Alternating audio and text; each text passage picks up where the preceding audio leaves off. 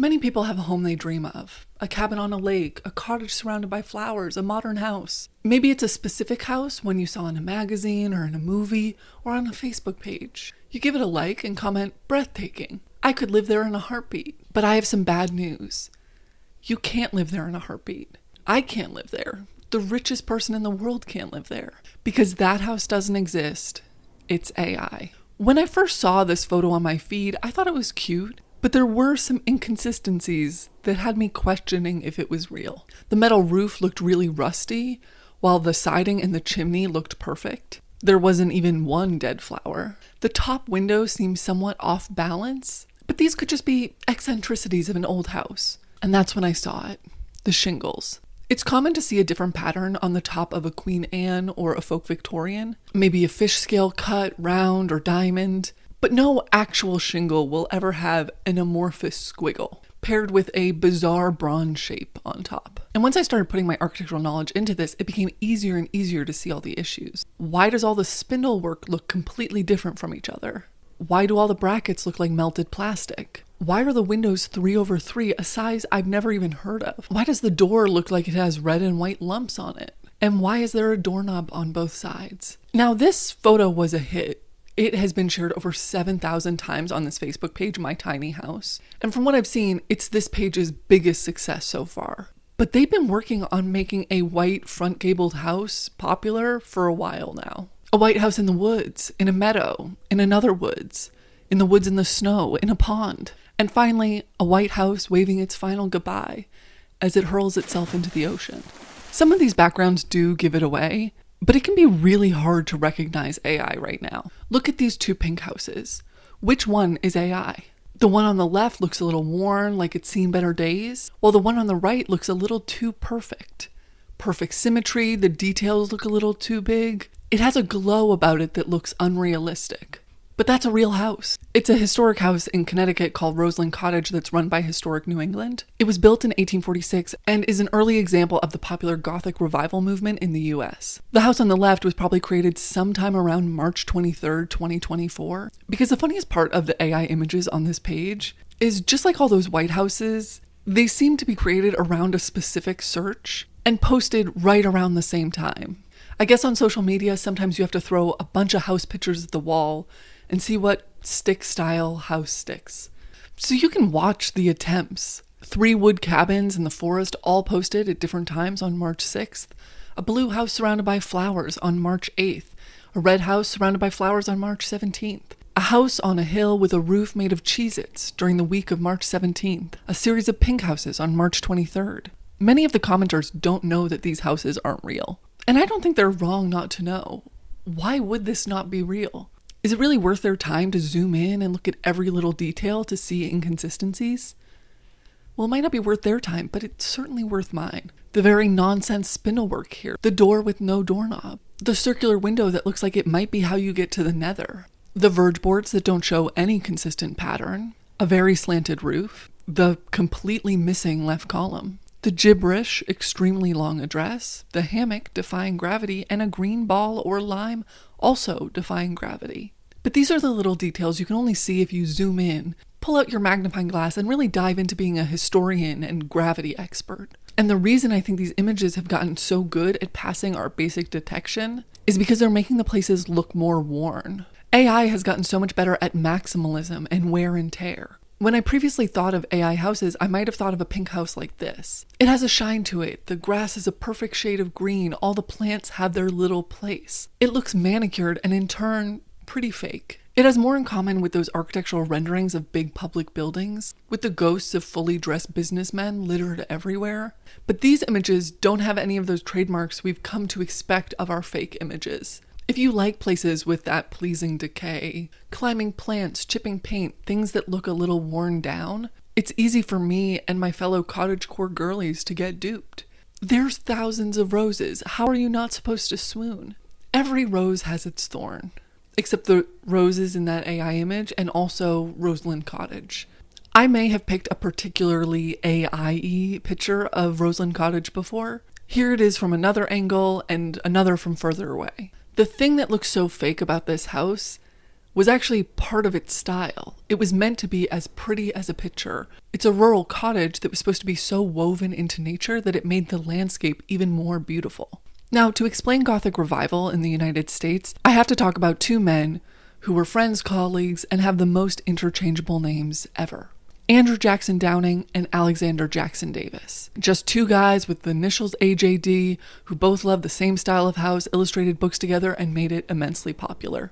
Andrew Jackson Downing was born in upstate New York. He was working class, the son of a gardener. His dad died. He left school at 16 to follow in his father's footsteps. He befriended some wealthy people who really liked his thoughts about landscape architecture. He married an heiress, was welcomed into society, and then became one of the biggest advocates for the Gothic Revival style and the editor of the Horticulturalist magazine. He would illustrate houses, but he wasn't a trained architect.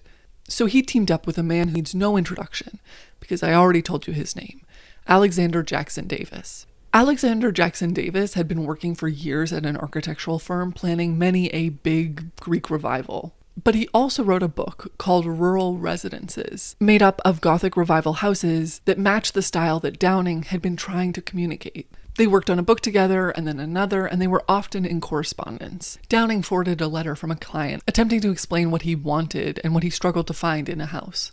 I want only a little wild, sweet house with just room enough. The Gothic Revival has a few famous attributes. The details are almost medieval, hence the Gothic. It's kind of what you might expect on a church. Arched and pointed windows, diamond window panes, colored glass, little orioles, not the bird, not the baseball team, the window style, and then a steep roof with these really elaborate, large verge boards. Then lots of porches with arch-like openings, surrounded by details and cutouts. But no style lasts forever, and it often morphs into something new. The Gothic Revival really only lasted 20 years in popularity, from the 1840s to the 1860s. Downing had died in a very deadly steamship accident in 1852, but Davis lived to see the waning interest in the style, spending the final years of his life compiling an archive to commemorate what had been passed over.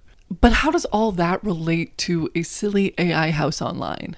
Well, the only reason that AI house looks like this is because of the Gothic Revival. The Gothic Revival had started to lose popularity, but in its stead came many Victorian styles. They found more reproducible ways to add the type of detail and charm the Gothic Revival embodied. Instead of those elaborate verge boards, there were now embellished trusses. The porches now detailed with friezes and brackets. The details seen on the Gothic Revivals were accessed by the wealthy in their country rural cottages. But because of the railroad, a new style of folk Victorian could be achieved by the many. Scroll saws and tools were more widely accessible, and then detailing and trim became pre-cut, something you could just buy. Of course, there are still the wildly ornate Victorians, like this octagon house that would make your rectangular house embarrassed for its lack of obtuse angles. Or the Carson Mansion with so many tiny details that even just seeing a photo of it would make a house painter break into a cold sweat.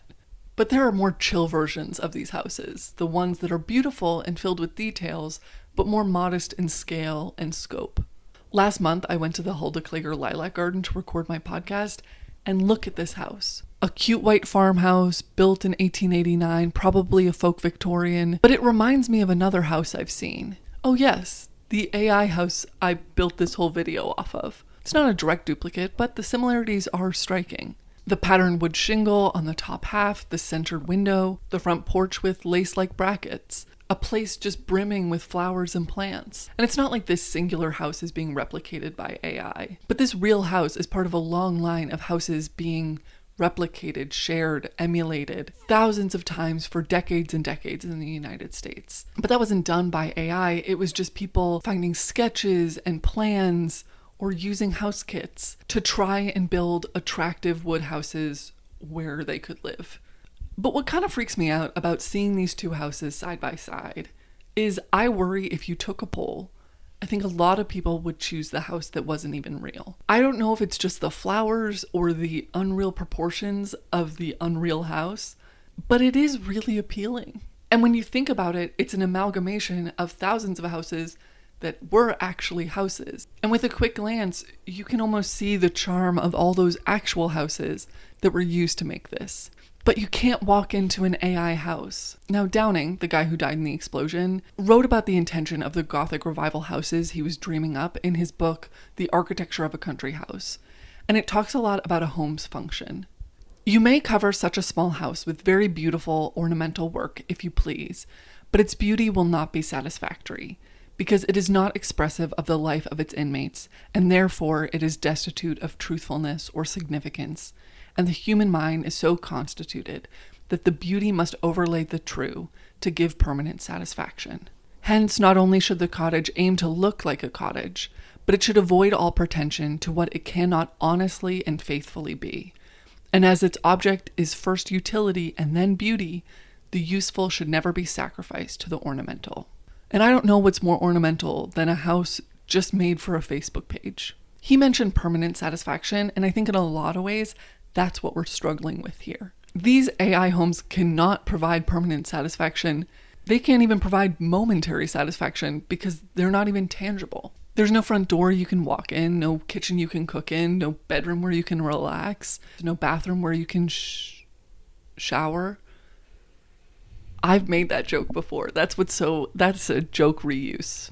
The thought and consideration that goes into a house, room sizing, window placement, airflow, that's not part of the AI calculations. There is no truthfulness to these homes because the only piece of them that is true is the real homes with real interiors that were probably collected en masse and inputted to identify what a house even is. It wouldn't know about those brackets or the special shingles if it hadn't taken it from real houses from history with those types of details. Every little detail on a house is a product of its time. You can see how a building has existed through time by how it was built, how it was changed, how it was renovated, replaced, restored.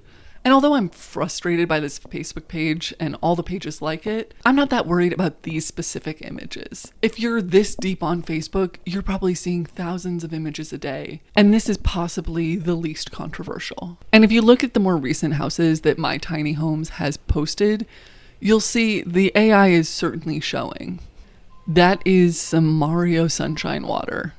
But what does worry me is these tools aren't only being used to show a fake house surrounded by flowers. It's being used to alter the perception around existing houses. There are tools that exist that are sold as instant virtual staging. It doesn't seem like there's anything that sinister about adding a dining room table or a couch. These are things that have been digitally rendered in for years. But maybe you want the landscape rendered to be a little bit more appealing. So let's just cut the grass. Oh, or add a pool. Or, I don't know, change the grade of the land. Maybe the house isn't done yet, so just put on those finishing touches. And by finishing touches, I mean the whole house. A lot of these pieces aren't new. People have been hired to do architecture computer generation in the past. But there is something about paying less than $1 for an image that's delivered in seconds, which has no connection with the contractor's plans or capabilities, that might change your understanding of what's really there. This service probably won't be this cheap forever, but it will still warp our perception of what a house is and what it costs to change that. There are a lot of claims that AI is all about inspiration, but I think it's really about investment. Would you be more likely to invest in something if you thought it could look like this? Even if you knew it didn't look like that, just having this inspiration might make you feel like it has more value, or could have some more potential value in the future. We are in the middle of a housing crisis, spending resources making fake houses look more real and real houses look more fake. Meaning we're drooling over houses that don't even exist, wishing that we could live in them. So maybe now is a good time to get into historic architecture so you can spot inconsistencies. And if not, just remember that wherever you're living, it's better than a fake house that you can't even walk inside.